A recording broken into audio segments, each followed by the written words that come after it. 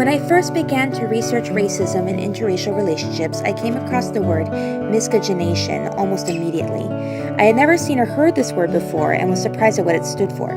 The definition of miscegenation is sexual relationships or marriage between two people of different races. I had never heard this called anything other than an interracial relationship.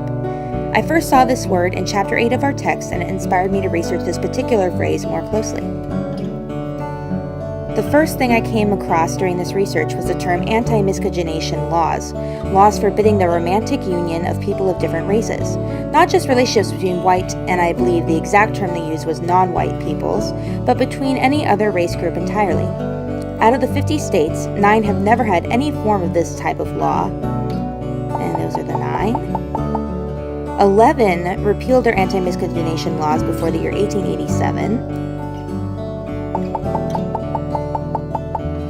And 14 more repealed between 1948 and 1967. The final 16 states' anti-miscegenation laws were forcibly overturned by the Supreme Court, who ruled them as unconstitutional in 1967. Better late than never, I suppose.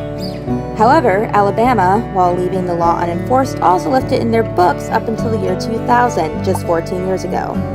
So having a relationship or marriage with a person of a different race was punishable by the law in this country up until 1967. Even though marriage and relationships between people of different races was legalized, it was still widely frowned upon in the eyes of the public.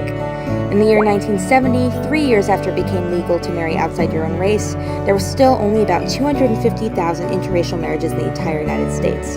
This number more than doubled by 1980. And was just under 1 million by 1990. In the year 2000, there was still only about 1,250,000 interracial marriages in the U.S.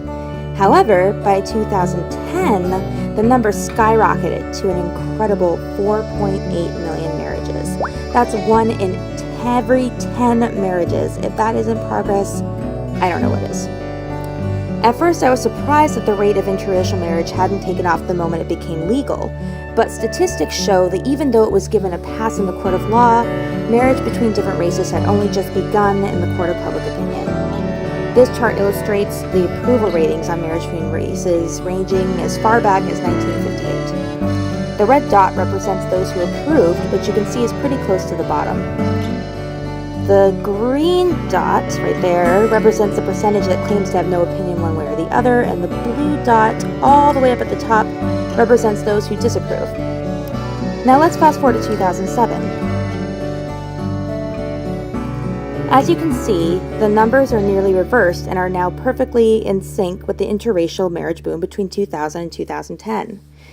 Today, the number of interracial couples is an all-time high, but to keep the momentum going, we need to examine ourselves thoroughly.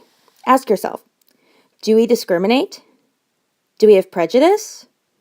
What kind of stereotypes do we buy into?